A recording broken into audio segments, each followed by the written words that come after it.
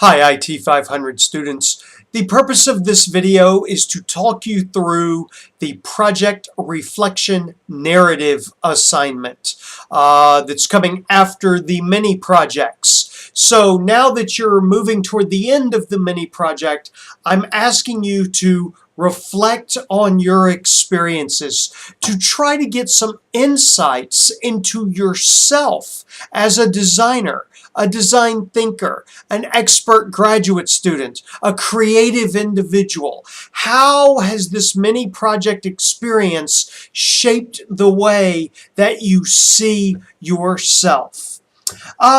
First, why? Why reflect at all? What's the value of that? I am coming to the conclusion quickly that key to being a good designer is being aware of yourself, thinking at a metacognitive level, thinking about yourself, thinking about your own thinking, trying to come to terms with your strengths, your weaknesses, the way you interact with a group, and so forth.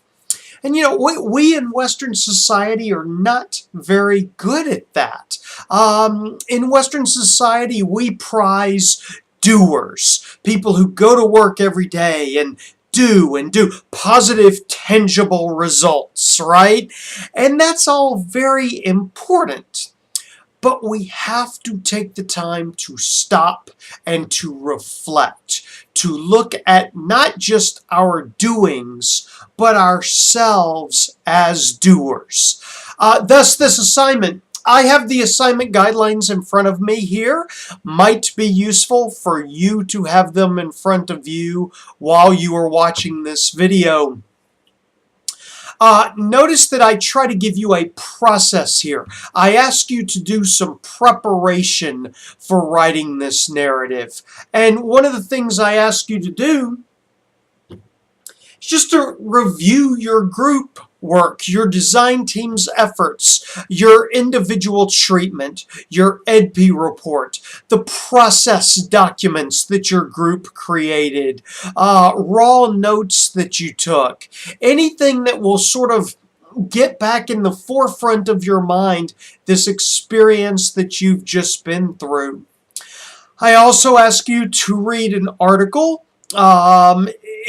Probably for Mini Project 1, it probably is Brown. For Mini Project 2, it's probably Owen.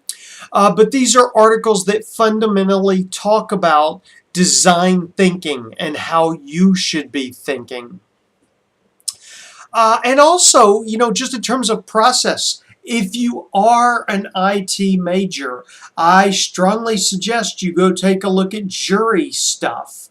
If you approach this reflection narrative well, you could be writing things that are very useful in goal number 4, for instance, within juries. Okay, so the content of this narrative. Please pay close attention to my first paragraph. Forgive me for reading to you. This reflection is about you and your own sense of design thinking. I go on to say here, your narrative should answer the following question. Given what the reading, Brown, Owen, whoever I ask you to read, given what the reading says about the nature of design thinking, to what extent were you engaged in design thinking within the mini project? Now, under design thinking, there are a lot of sub-concepts. There are creativity, all the things we talked about being an expert graduate student. So you've got a little latitude here, but keep your eye on the ball. The point is, you talking about your own sense of yourself as you were going through this project. Notice a little more about process here. I tell you to start with just writing to learn, maybe a timed little bit writing as the syllabus defines it. But you should take this thing from writing to learn to writing to inform. I absolutely, pardon me, try to be very clear in the assignment guidelines here. Notice the sentence right above the 4 bullets. As you start revising and moving from writing to learn to writing to inform, know that your narrative will be judged based on the extent to which you fulfill each of these 4 bullets. Please know that when I'm reading your narrative, I will have your narrative on this screen. I will have these 4 bullets on that screen. And my process is I constantly will be going back and forth between the two. Use these bullets to shape your writing. So first bullet, the extent to which you maximize the variety and depth of connections between your own thinking and specific points made in the reading. The entire point here is to take the reading I've given you about design thinking. Here's what it says a design thinker should be doing. Now, was I or was I not? Looking at yourself in your own thinking. Now, by maximizing the variety, a range of connections, and depth of connections to that reading. You are not citing that reading once, twice, 17 times. You are citing it until you have built substantive and deep connections. Continuing that first bullet, you should refer directly to the article, probably even quoting from the article to help a reader get the connections. Second bullet, have you drawn out depth and substance about yourself as a design thinker? So, depth and substance of the article and connecting that article to yourself. And by doing so, depth and substance about yourself. Now, what is depth? What is substance? I don't know. Part of your writing task is highlighting the depth and substance. This was meaningful to me because this helped me see myself in a new way because your job is to show me the depth and substance of the connections and of what you are seeing about yourself as a design thinker. Continuing the second bullet, pardon me, the word I should be used much more often than the word we.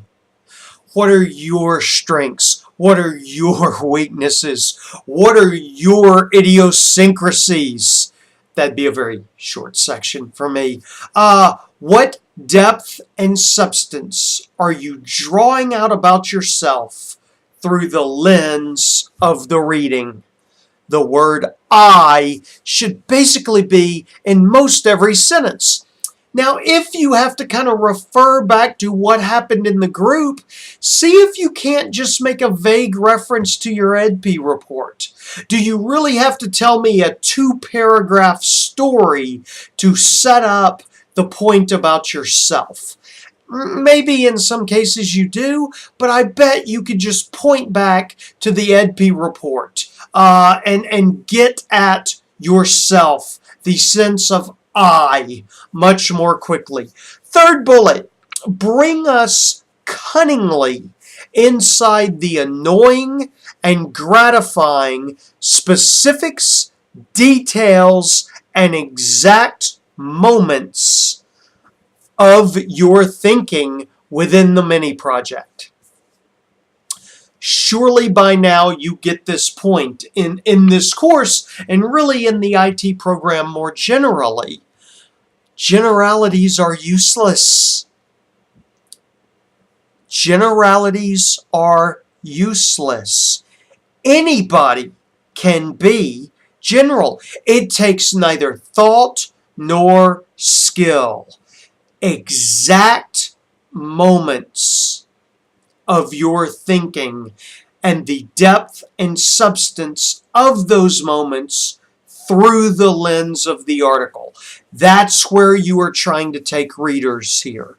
It's difficult. It sounds hard, doesn't it? It is hard. That is what makes this a graduate level task, not an undergraduate level task.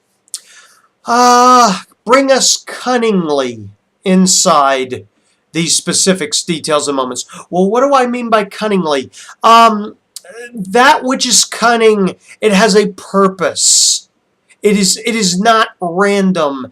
Things that are cunning are doing so in a creative way that fulfills a need. So there is a sense of that the specifics and details you get at are relevant to helping us see you in a different light. I like what I say in this third bullet. If anyone in your group could have made the points that you are making, then your points are not unique to your thinking. Tell me about you and your thinking. Last bullet, adopt a tone and style that is authentic to you. Okay, so maybe if you're kind of dry and boring, this is going to be dry and boring. But for goodness sakes, surely this class has taught you enough about the need for a design personality. That design does not have to be dry and boring and technical. That you can find a style that isn't overly stuffy and overly formal. Accept that challenge of, as you're doing all of this, communicating a sense of personality. We've studied metaphors in this course. We've studied probing questions in this course. I think there are all sorts of things, strategies you could use to keep it from being a very mechanical and pedestrian type of writing that really serves no purpose other than mechanically fulfilling what you are asked to fulfill. Tone, style, personality. These are things that a creative designer will cultivate. I hope this recording's been useful to you. As always, I'm happy to entertain questions in the appropriate discussion boards. Okay? Good luck. Peace.